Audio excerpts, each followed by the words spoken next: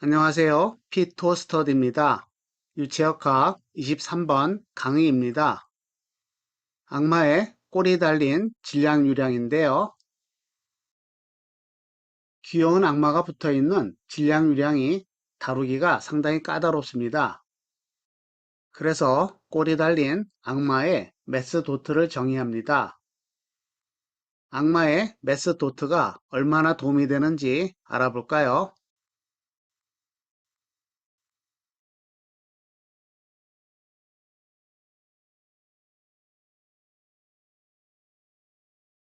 악마의 꼬리를 달고 있는 M이라는 글자를 이용합니다.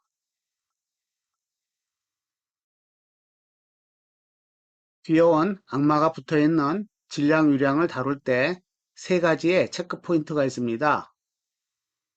첫 번째는 입구, 출구가 여러 개 있는데요. 이것을 해결하는 방법은 아주 간단합니다.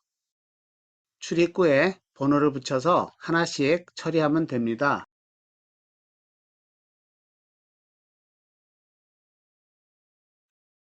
이번 강의에서 정의하는 악마의 꼬리 달린 질량유량은요, 듣기와는 다르게 실제로 출입구를 통과하는 질량유량이기 때문에 대단히 중요합니다.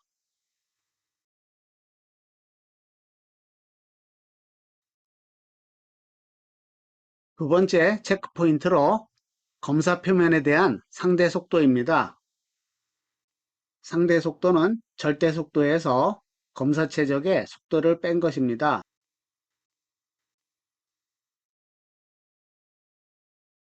화면에 4개의 캐릭터가 등장하는데요. 마법사는 절대 속도를 측정하고요. 탐정은 검사 최적에 대한 상대 속도를 측정합니다.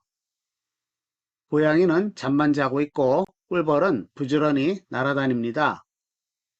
하지만 검사 최적이 이동하면요. 잠만 자고 있는 고양이는 계속 검사 최적을 들락날락합니다. 이와 같이 검사 최적을 통과하기 위해서는 상대 속도를 사용해야 되는 이유를 알 수 있습니다.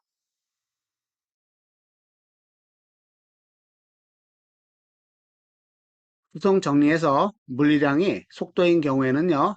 절대 속도를 사용해도 되고요. 상대 속도를 사용해도 됩니다.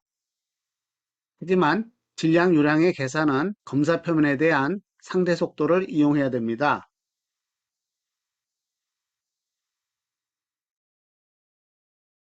세 번째 체크 포인트는 질량 보전 법칙 또는 연속 방정식입니다. 수송 정리의 입장에서는요. 미지수 p에 1을 대입하면 연속 방정식이 되고요. 이것을 만족하면 됩니다.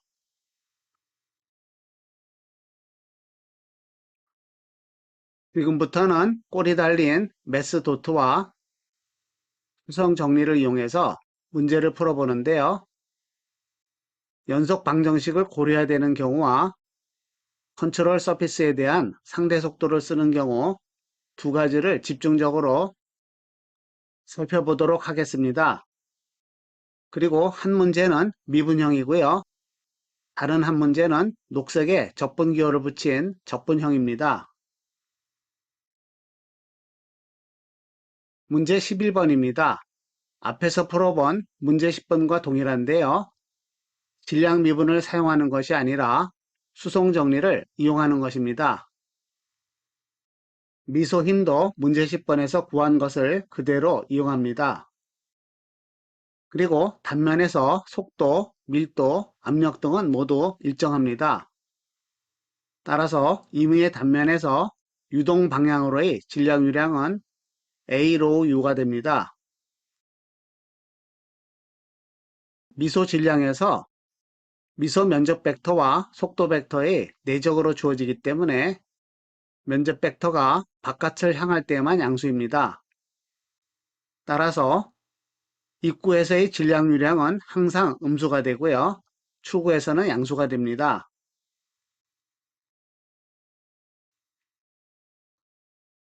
왼쪽 단면을 1번, 오른쪽 단면을 2번이라고 합니다. 꼬리 달린 메스도트를 구하는데요. P가 1일 때 구할 수 있습니다. 질량 유량은 m 다트가 되고요. 2번에서는 미소 증분을 이용합니다. 1번 단면에서 질량 유량과 속력의 곱은요, m.u로 지어지고요. 2번 단면에서는 마찬가지로 미소 증분만 더하면 됩니다. 왜냐하면 두 단면 사이의 거리가 미소 길이이기 때문에 단면 2에서의 값은 미소 증분을 이용하면 됩니다. 122번식의 결과를 화면에 적어놓고 참고하겠습니다. 미분형 수송 정리가 있고요. 여기에 p는 1을 대입하면 연속 방정식이 됩니다. p는 u를 대입하게 되면 뉴턴의 제2법칙을 수송정리 관점에서 푸는 것인데요. 화면에 보인 결과를 이용해서 두 단면 사이의 차이를 구할 수 있고요. 계산을 하면 dm.와 d 가로 열고 m.u 가로 닫고입니다. 마지막 수식에서 시간 편미분을 두 개 항으로 나누고요. 미소 증분도 두 개의 항으로 나눕니다. 그리고 공통으로 u를 묶어내면요. 브레이킷 안에는 연속 방정식이라서 0이 됩니다. 따라서 수식이 간단해지는데요. 최종적인 결과에 미소 힘과 미소 질량 m.에 대한 결과를 대입하고요.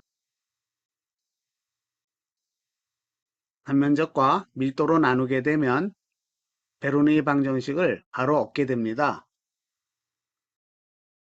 이번 문제에서는 꼬리 달린 질량 유량을 유동 방향으로만 구했기 때문에 나중에 입구를 처리할 때는 음의 부호를 반드시 붙여야 됩니다.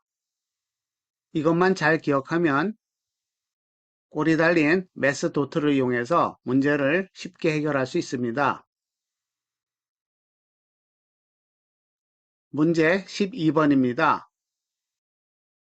이번 문제는 적분형 수송 정리를 이용하고요. 상대 속도를 구하는 것이 가장 큰 일입니다.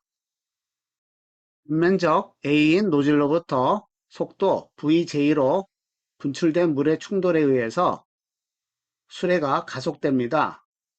충돌한 물은 되돌아오는데요. 속력은 같고 방향만 바뀐다고 생각합니다. 그러면 정지 상태로부터 시간이 지난 후에 수레의 속도를 구하는 것인데요. 벽분형 수송 정리를 적용하고요. 상대 속도인 경우와 절대 속도인 경우 두 가지를 각각 따로따로 풀겠습니다. 입구의 질량 유량을 계산할 때 음의 부호를 미리 고려하겠습니다. 입구는 1번, 출구는 2번으로 번호를 붙이고요. 검사 최적의 속도 V0를 수레의 속도와 같도록 선택합니다. 상대 속도를 구하는데요. 수레에 대해서 물이 충돌하는 상대 속도는 물의 속도에서 수레의 속도를 빼면 됩니다. Vj-V가 되고요. 충돌 후에는 방향만 바뀌므로 I 벡터가 마이너스 I 벡터가 됩니다.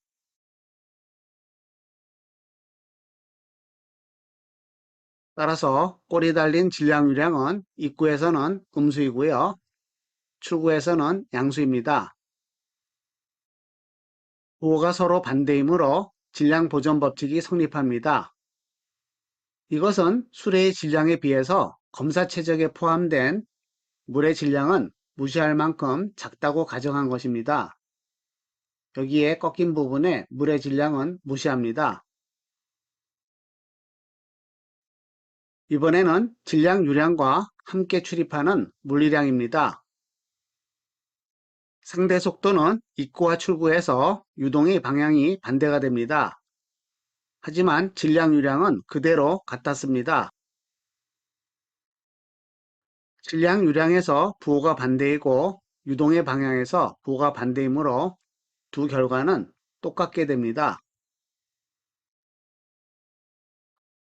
그리고 외력이 존재하지 않는 경우에 상대 속도를 물리량으로 선택해서 수송 정리에 대입합니다.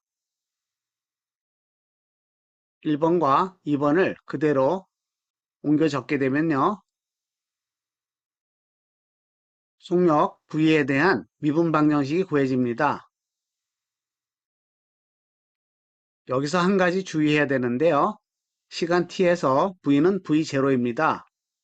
대입하면 제로가 되지만 미분값은 제로가 아니기 때문에 이 항을 삭제하면 안 됩니다.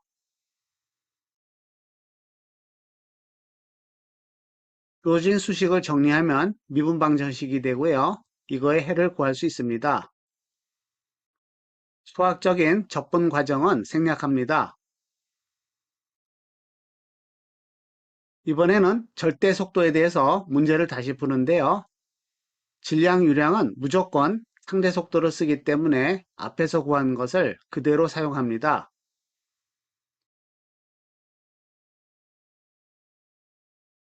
물의 절대 속도는 상대 속도에 수레의 속도만 더하면 됩니다. 따라서 vi 벡터를 더했고요. vi 벡터를 더해서 v1, v2의 절대 속도가 구해집니다. 벽분형 수송 정리에서 필요한 m.v가 모두 결정되었기 때문에 대입을 합니다. 앞에는 질량 유량이고요. 절대 속도, 절대 속도가 곱해집니다. 이것을 정리하면 상대 속도의 경우와 똑같은 결과가 나옵니다.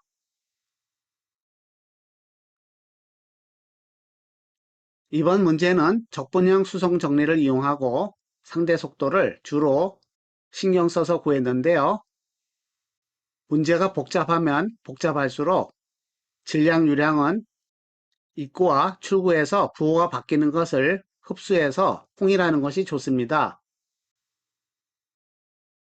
특히 출입구가 많은 경우에는 입구와 출구를 나중에 구별하지 말고 꼬리 달린 질량 유량을 구할 때 미리 계산해 두는 것이 좋습니다.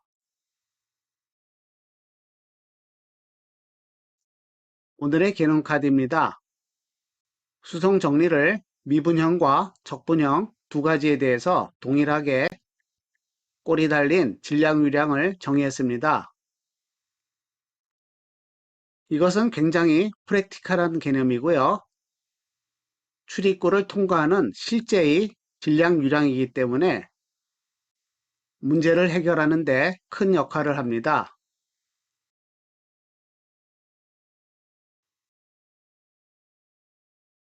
시청해 주셔서 감사합니다.